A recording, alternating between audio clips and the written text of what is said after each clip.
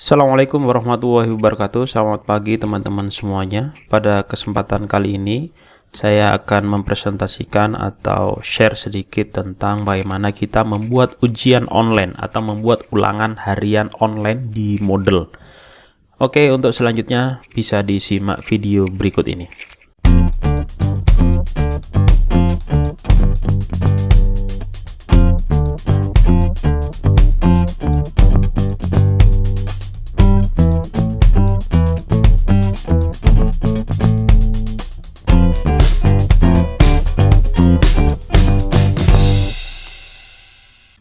Baik, untuk membuat ujian online ada beberapa cara yang bisa kita gunakan, tapi pada kesempatan kali ini saya akan coba membuat ujian online dengan menggunakan salah satu fitur yang ada di Moodle. Oke, langsung saja untuk membuatnya, kita masuk dulu di portal Moodle-nya masing-masing. Kemudian bisa di sini Bapak Ibu bisa dipilih bahasa Inggris atau bahasa Indonesia.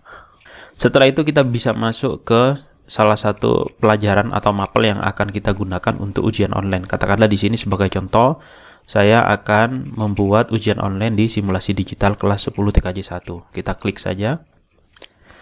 Nah, kemudian di sini ada beberapa activity yang sudah kita buat sebelumnya dan kita akan membuat activity tambahan di sini yang akan digunakan untuk ujian harian. Nah, untuk ujian harian kita bisa tambahkan dengan cara turn editing on terlebih dahulu atau hidupkan mode ubah supaya kita bisa menambahkan activity seperti ini. Nah, untuk ujiannya, untuk kuisnya itu bisa kita taruh di topik baru di sini seperti ini. Ini kan topik ketiga. Kita bisa taruh di sini topik ketiga, atau kalau misalkan kita mau taruh di paling atas sendiri juga boleh. Kita taruh di golongannya announcement di sini. Misalkan saya mau taruh di sini, misalkan ya. Saya mau taruh di sini. Kita bisa membuat activity di sini. Membuat activity. Setelah itu di sini ada beberapa activity, kita pilih yang quiz di sini. Kita pilih quiz. Kemudian di quiz ini kita bisa taruh namanya. Misalkan di sini ulangan harian misalkan. Ulangan harian 1. Kemudian di sini deskripsinya, silahkan kerjakan dengan baik misalkan.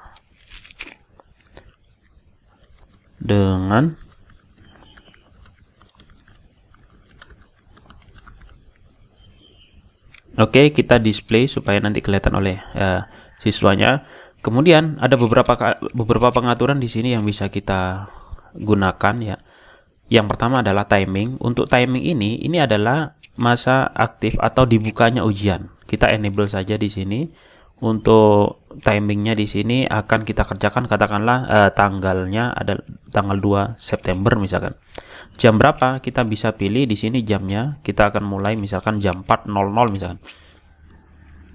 Sampai close the quiz di sini, sampai ujiannya berakhir kapan. Misalkan 1 hari sama-sama tanggal 2 September.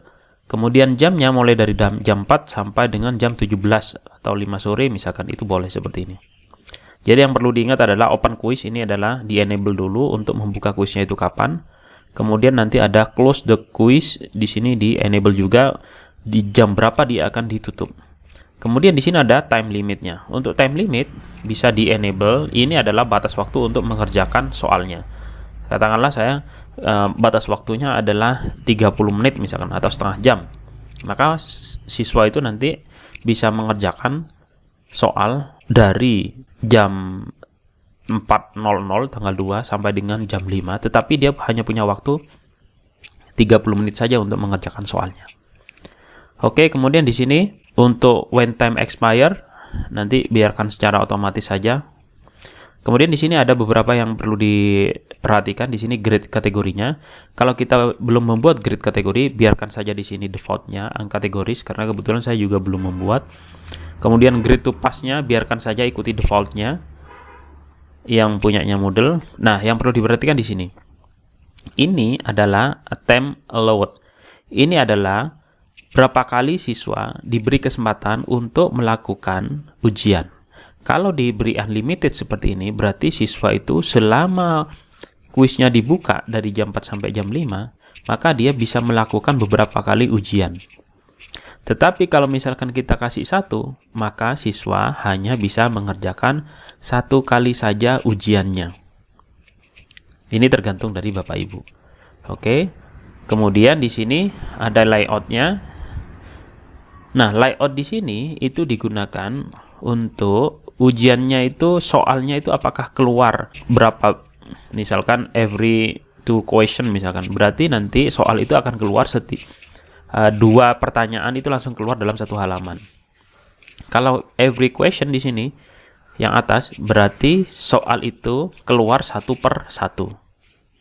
Kita coba every question di sini ya. Oke, kemudian di sini ada question behavior. Nah, ya, question behavior ini adalah karakter dari munculnya soal itu.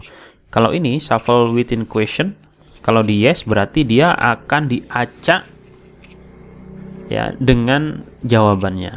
Jadi nanti setiap siswa yang berdekatan itu akan menerima soal itu acak, tidak sama antara satu dengan yang lainnya.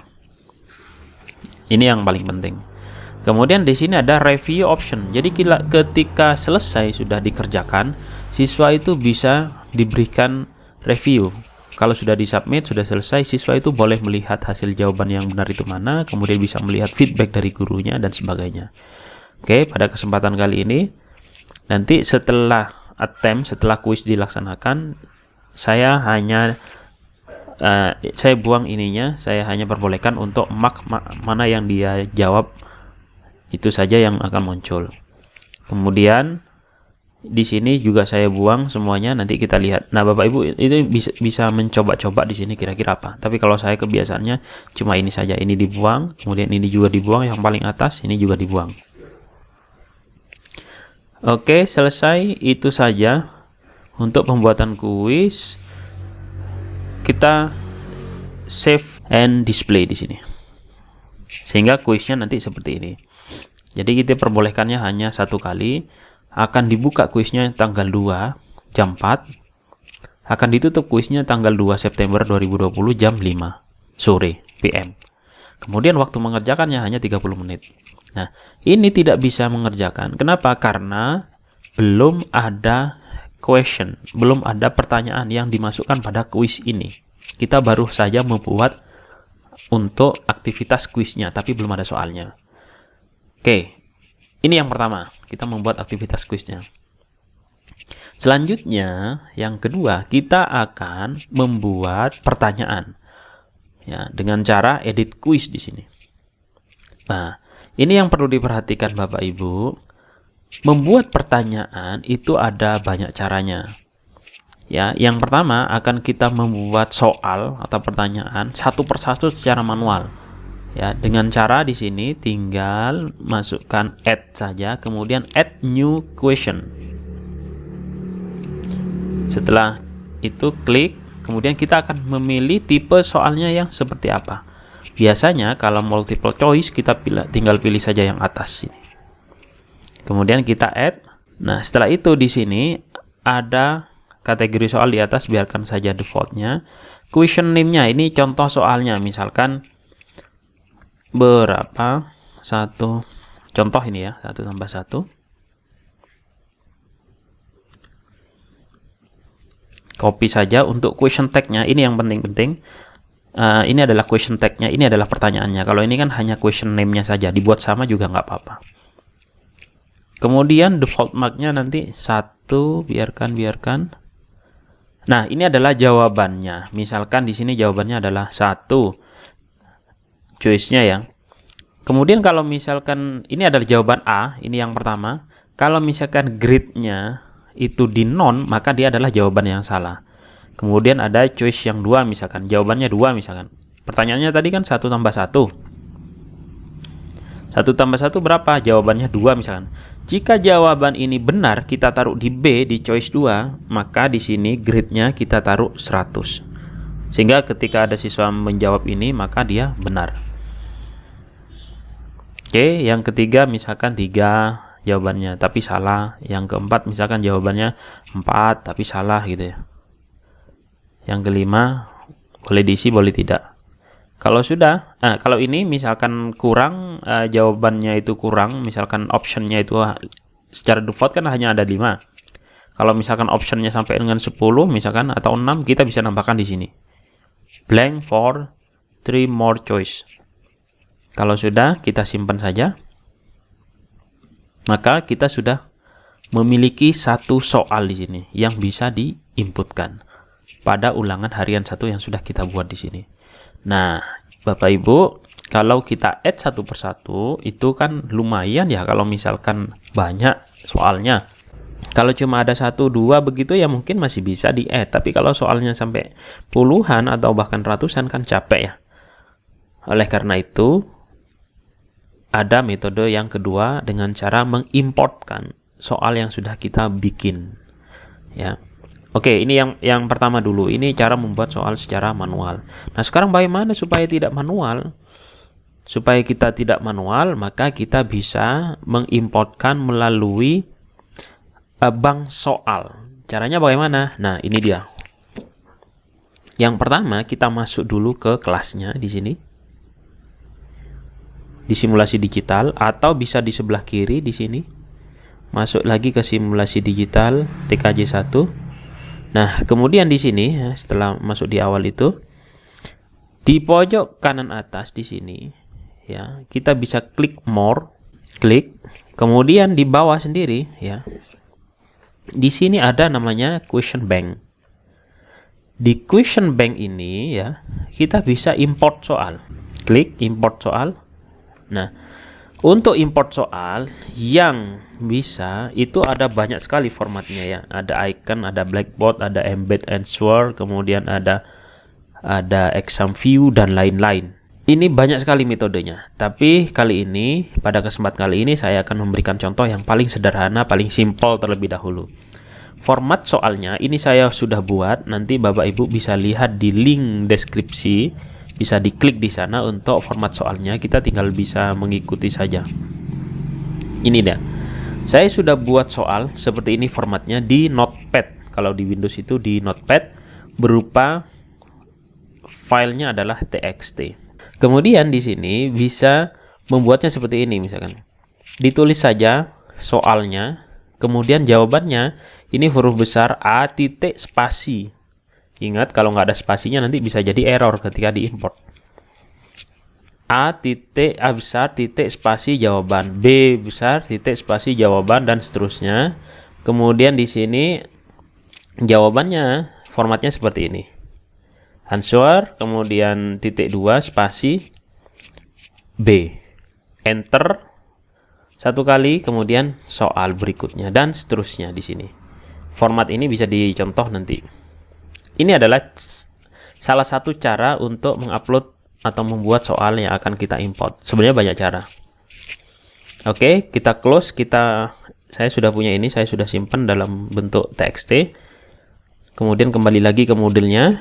Di model ini nanti kita pilih icon format filenya. Kemudian ada choose file, kita akan upload di sini seperti biasa. Kita browse, kemudian soal di mana soalnya? Ini soal docs.txt. Kita open. Setelah open kita upload this file. Setelah upload nanti akan masuk soalnya di sini. Baru kita import, jangan lupa. Kita import. Nah, setelah diimport langsung otomatis masuk di sini ya, Bapak Ibu. Langsung masuk otomatis di situ, kita tinggal continue saja. Kalau sudah di continue, di sini sudah muncul soal-soalnya. Sudah selesai tugasnya untuk membuat bank soal. Nah, sekarang bagaimana kuis yang tadi kita buat itu, kita masukkan soalnya dari bank soal yang sudah kita buat di sini. Oke, caranya seperti ini. Kita masuk lagi ke simulasi digital atau kelas kita. Kemudian kita cari ulangan harian kita yang kita buat tadi di sini. Setelah itu kita klik saja di sini. Kemudian ada preview quiz now. Kemudian kita bisa klik di pojok kanan atas ini dengan cara edit quiz. Kemudian di edit quiz kita kan sudah punya soal yang tadi kita buat sebelumnya ya. Ini boleh kita hapus dulu karena kita akan membuatnya dari bank soal. Kemudian setelah dihapus kita akan menambahkan, karena ulangan harian ini kan belum ada soalnya. Kita tambahkan dari bank soal yang sudah kita buat sebelumnya. Kita bisa klik di sini add. Kemudian ada from question bank. Kita klik di sini. Nah, inilah bank soal yang sudah kita buat sebelumnya. Kita bisa pilih di sini misalkan tidak ketemu. Ini kan nggak ada, bisa dipilih di sini. Nah, ini ada soal sebanyak 16 soal. Ini boleh kita pilih satu persatu soal mana yang akan dimunculkan, atau kita pilih semuanya di sini. Dari 16 soal, saya akan tambahkan hanya 15 soal saja. Oke, seperti ini. Contreng-contreng. Kalau sudah di add selected question to the quiz, maka secara otomatis di sini akan muncul. Sudah selesai tugasnya sampai di sini. Bapak Ibu sudah berhasil membuat kuis, sudah berhasil membuat soal dari question bank. Tinggal disimpan saja. Sudah selesai. Ulangan harian sudah ada soalnya. Bagaimana kalau mau ujian? Kita turn editing off dulu. Kemudian kita coba ini ulangan harian. Klik. Kemudian ada preview quiz now. Start attempt. Kita bisa mengerjakan soalnya seperti ini. Coba ya, kita kerjakan satu. Kemudian next page. Kemudian B, next page, kemudian C, coba saya kerjakan ya, seterusnya. Untuk mengerjakannya bisa diklik di sini. Misalkan dari nomor 6 nggak tahu, misalkan bisa langsung di sini, nomor 10. Oh, ini nih. Next. Kemudian setelah baca nomor 11 ternyata kok saya masih ragu-ragu ya jawab A misalkan. Kita bisa kasih flag dulu ya. Kita tandai dulu bahwa ini ragu-ragu ya. Kemudian kita lanjut nomor 12, kita jawab, next, kita jawab, next, kita jawab sembarang.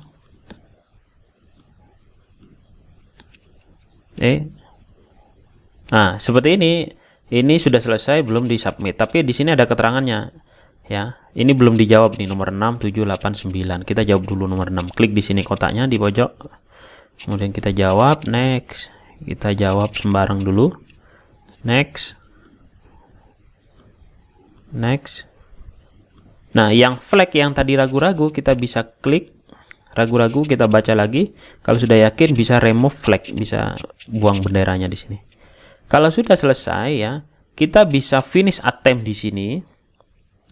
Atau bisa kita klik nomor terakhir kemudian di finish attempt di sini atau di sini sama saja ya. Ini adalah waktu pengerjaannya kita, karena kita kasih waktu 30 menit tadi, ini baru 28 menit ya. Oke, kemudian finish attempt.